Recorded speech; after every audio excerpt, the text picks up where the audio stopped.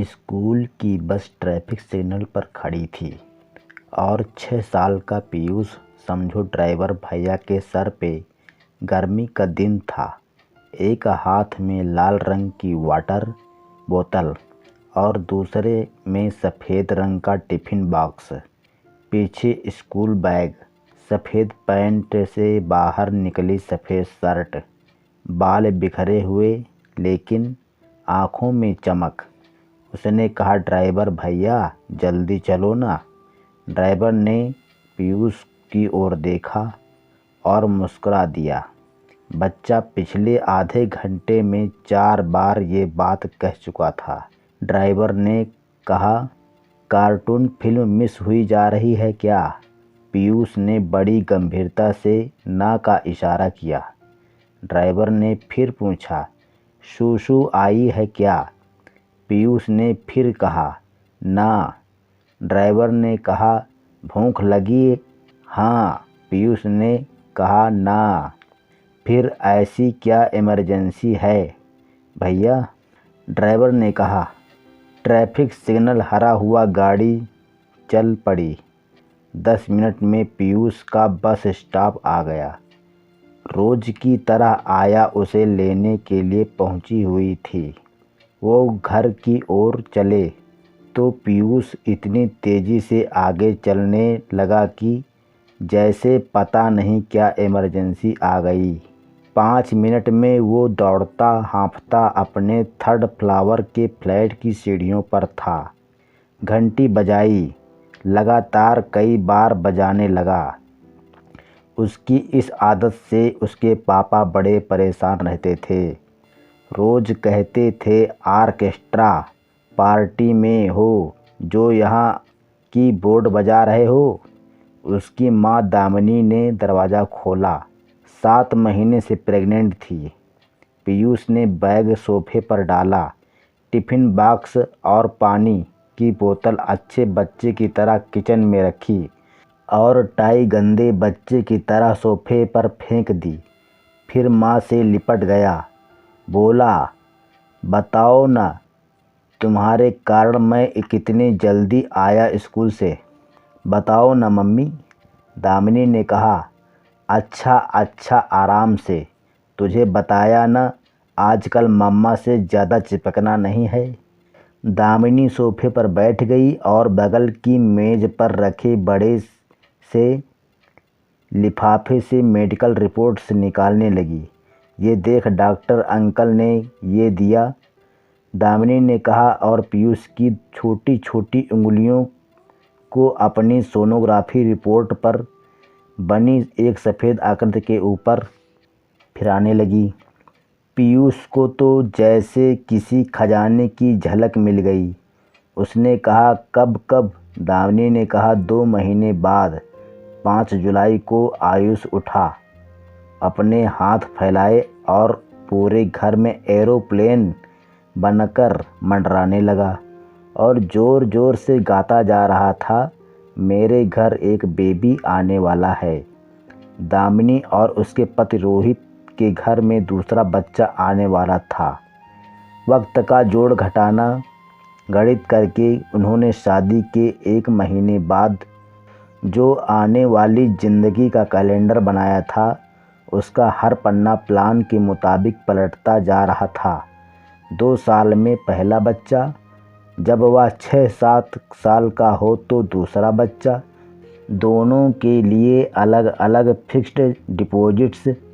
पीयूष की अच्छी परवरिश हो, इसके लिए दामिनी ने अपने बैंक की नौकरी छोड़ दी थी और कई साल से माँ होने की नौकरी, जो अपने आप में फुल टाइम जॉब होती है, बखूबी संभाल रही थी। रोहित एक अच्छी पोजीशन पर था, अच्छी खासी तनख्वाह मिलती थी। साल में एक बार पति पत्नी कहीं ना कहीं छुट्टी पर ज़रूर चले जाते थे और इस बार भी गर्मियों में किसी अच्छे हिल स्टेशन जाने की प्लानिंग चल ही रही थी कि डॉक्टर ने सख्त हिदायत दी कि दामिनी ट्रैवल नहीं कर सकती। अगले ही दिन रोहित ने दामिनी की माँ को याद शहर फ़ोन लगाया और कहा, मम्मी डॉक्टर ने तो दामिनी को कहा कि वो कहीं आ जा नहीं सकती, तो हमने अपनी छुट्टी भी कैंसिल कर दी और उसके बाद लक्ष्मी की शादी में याद शहर भी नहीं आ पाएंगे। लक्ष्मी को समझा दीजिएगा। आप ऐसा करिए, शादी के फ़ौरन बाद आप यहाँ दामिनी के पास आ जाइए और हाँ, पापा से कहिएगा 2-2 पेटी लीची और आम ज़रूर पैक करवा दें। ये पीयूष को खाने को नहीं मिले न तो वो मुझे खा जाएगा। दामिनी की मम्मी ने कहा, ठीक है, और वैसे भी अब तो गोद भराई भी होने वाली है। रोहित कोशिश करता था दामिनी को खुश मिजाज रखे। अपने दफ्तर की फाइलें और स्ट्रेस वो घर वापस ना लाए। दोनों साथ में पुराने पिक्चरों के गाने सुनते थे। ड्राइंग रूम में अपने लाल सोफे पर बैठकर नई पिक्चरों के गाने पर अपने माइकल जैक्सन बेटे पीयूष का डांस देखते थे और कॉमेडी फिल्मों पर साथ हंसते थे। बच्चों के नामों की किताब खरीदी जा चुकी थी। बच्चों के नाम पर रोज़ छेड़छाड़ के झगड़े होने लगे थे। रोहित हर छोटी छोटी चीज़ के लिए दामिनी का ख्याल रखता था। दफ्तर से फ़ोन करके खैरियत पूछता था। बॉस से बहाने बनाकर जल्दी सरक लेता था। ऐसा लगता था कि इस बच्चे ने अपना जादू दुनिया में आने के लिए ही चलाना शुरू कर दिया था। जिंदगी की दौड़ भाग में मसरूफ़ हो चुके रोहित और दामिनी फिर से वही पुरानी प्रेमी बनते जा रहे थे। रेलवे स्टेशन पर गाड़ी आने में 20 मिनट की देर थी। स्कूल की छुट्टियों का वक्त था और प्लेटफार्म पर बैठने तक की जगह नहीं थी। वैसे रोहित अगर बैठना चाहता भी तो पीयूष उसे बैठने नहीं देता। वो रेलवे स्टेशन होश संभालने के बाद पहली बार आया था। बहुत खुश था। उसकी नानी जो आ रही थी। रोहित ने दामिनी की मम्मी से कहा था कि वो फ्लाइट की टिकट भेज रहा था, पर आप तो जानते ही हैं कि इन सब मामलों में माँ बाप बच्चों की सुनते ही कहाँ हैं। ट्रेन आई, नानी उतरी और पीयूष तो प्लेटफार्म पर ही चालू हो गया। हाथ फैलाकर हवाई जहाज़ बनकर गाया जा रहा था, मेरे घर एक बेबी आने वाला है। रास्ते भर नानी से आने वाले बच्चे के बारे में बात करता रहा। ऐसा लग रहा था कि बच्चे की आने की खुशी माँ बाप से ज़्यादा पीयूष को थी। वो तो इसके अलावा कुछ बात ही करने को तैयार नहीं था। जो उसके घर आता उससे पीयूष अपना फेवरेट डिक्शन शुरू कर देता था और मौका मिलते ही अंदर के कमरे से कागज़ों का ढेर ले आता था जिसमें उसने कई सारी ड्राइंग बनाई थी। असल में पीयूष ने अपने माँ बाप से कह रखा था कि वो आने वाले बेबी का चेहरा गेस करके रोज़ एक ड्राइंग बनाएगा। नानी हाथ मुंह धोकर उसके लिए लीची छीलने के लिए बैठी ही थी कि पीयूष ने कहा, नानी जब बेबी घर आएगा ना और मेरी इतनी सारी ड्राइंग में अपनी फ़ोटो देखेगा तो बहुत हैप्पी हो जाएगा। फिर मैं रोज़ उसे अपने साथ पार्क में खेलने के लिए ले जाऊंगा और उसको अपनी बॉल दूंगा। अपने साथ स्कूल ले जाऊंगा, बिल्कुल नहीं मारूंगा। ऐसा लगता था जैसे पीयूष भाई साहब ही सबसे बड़े अथॉरिटी हैं। आने वाले बेबी के ऊपर दामिनी की माँ ने भी अपनी तैयारियां शुरू कर दी थी। वो बच्चे के लिए ऊन के मोजे बुनने लग गई थी। एक छोटा सा पालना खरीद लिया था और दामिनी के सामने बैठकर धार्मिक ग्रंथ पढ़ने लगी थी। लेकिन पीयूष ने पालने को रिजेक्ट कर दिया था। वो रोहित से जिद करके बंक बेड खरीदवा लाया था। कहता था कि वो नीचे वाले बेड पर सोएगा और बेबी ऊपर वाले में। रोहित अक्सर कमरे के एक कोने में बैठा चुपचाप बड़े चाव से पीयूष की हरकतों को देखता रहता था और सोचता था कि काश बड़े भी दुनिया को इसी मासूमियत और सरलता से देख पाते जैसे बच्चे देखते हैं। दामिनी की गोद भराई की तैयारियां शुरू हो गई थी। उनकी तरफ गोद भराई बड़ी रस्म मानी जाती थी। प्रेगनेंसी के 7वें-8वें महीने में होती है, जिसमें माँ को ढेर सारे तोहफे और रिश्तेदार, दोस्त पड़ोसी आशीर्वाद देने आते हैं। यूं तो रोहित ने उससे कह रखा था कि वो सब कुछ संभाल लेगा, पर दामिनी परफेक्शनिस्ट थी और सच कहूँ तो उसे भरोसा नहीं था कि इतने बड़े फंक्शन को उसका हस्बैंड अकेला ऑर्गेनाइज कर पाएगा। दामिनी ने कहा, मुझे ही कर लेने दो। दिन भर एक सोफे से बिस्तर और बिस्तर से सोफे के बीच पेंडुलम की तरह घूमती ही तो रहती हूँ। मुझे लगता है कि गोद भराई की तैयारियां एक बहाना ही रहा होगा, रिश्तेदारों की उस फौज से बचने के लिए जो धीरे धीरे घर पर धावा बोलने की तैयारियां कर रही थी। मामियां और भाभियां, चाचियां और फूफियां सब आने का मन बना रही थी। इस बीच पीयूष का बेबी पूर्ण जोर शोर से चालू था। अब तो उसके फ्रेंड्स भी बच्चे के बारे में पूछने लग गए थे। आंटी पीयूष को बुला दीजिए प्लीज़। आंटी बेबी घर कब आने वाला है?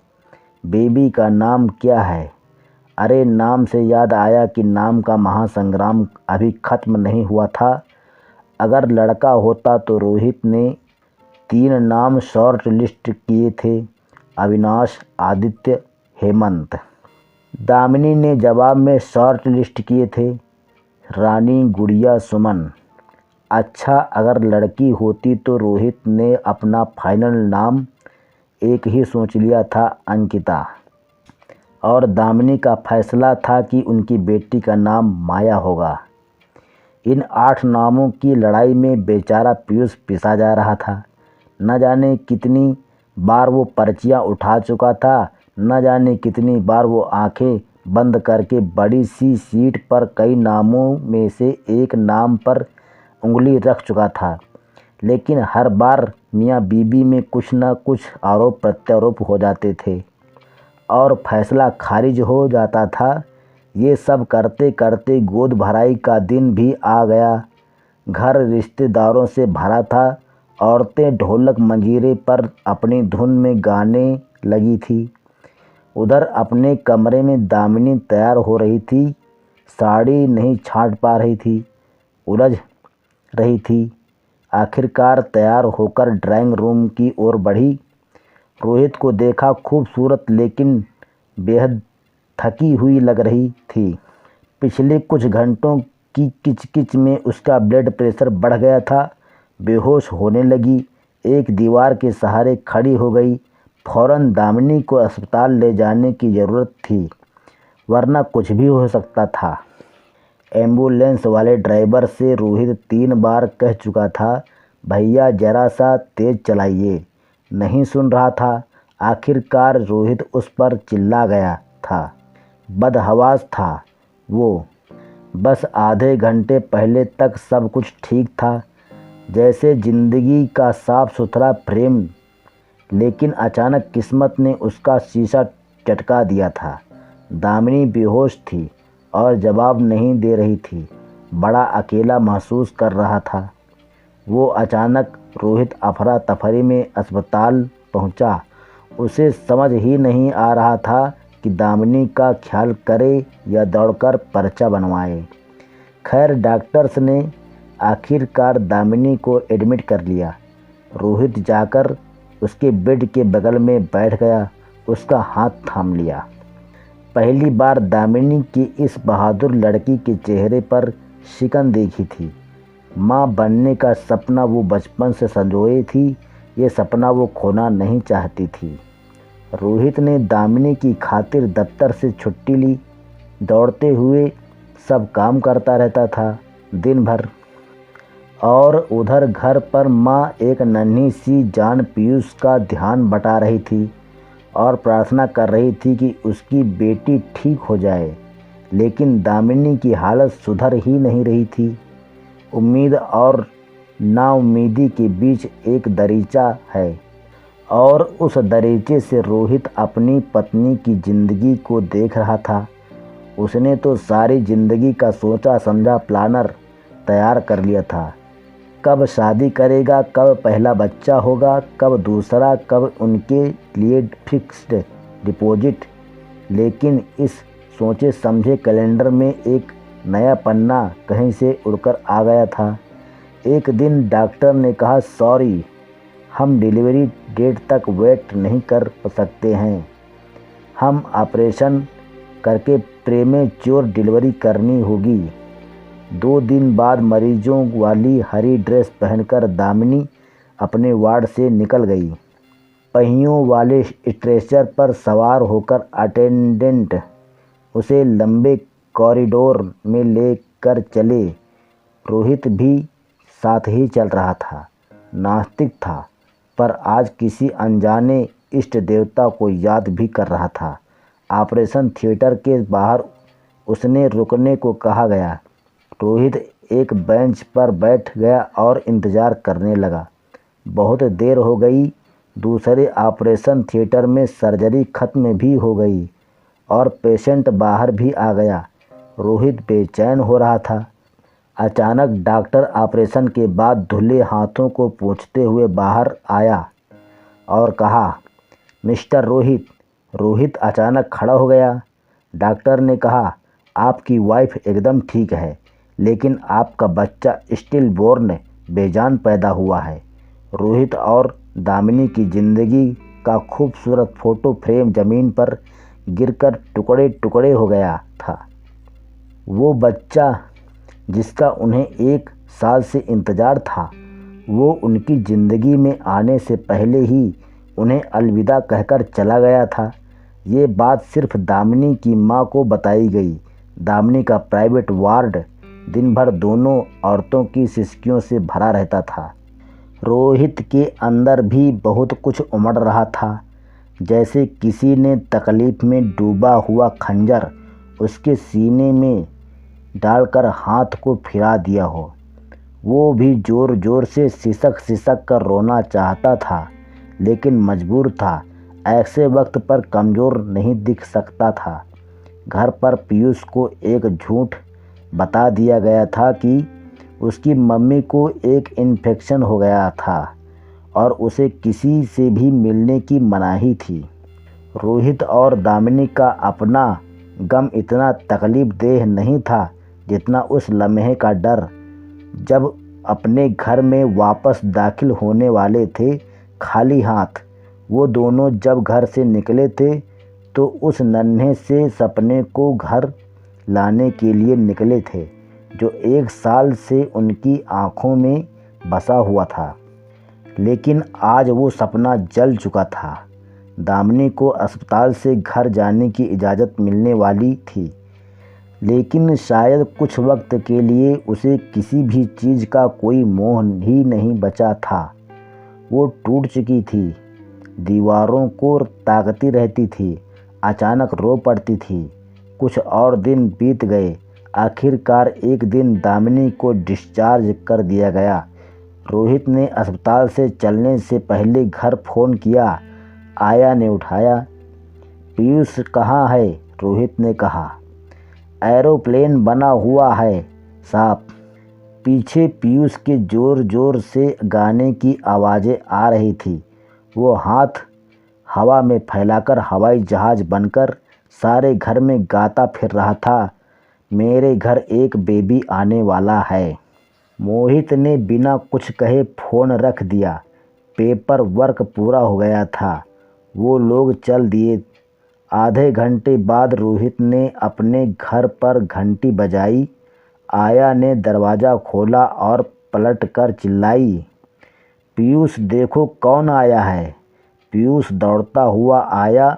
वही एरोप्लेन वाली मुद्रा करता हुआ बोला, कहाँ है बेबी, कहाँ है बेबी। रोहित ने पलटकर दामिनी और उसकी माँ को देखा। दामिनी बोली, लो ये है तुम्हारा बेबी।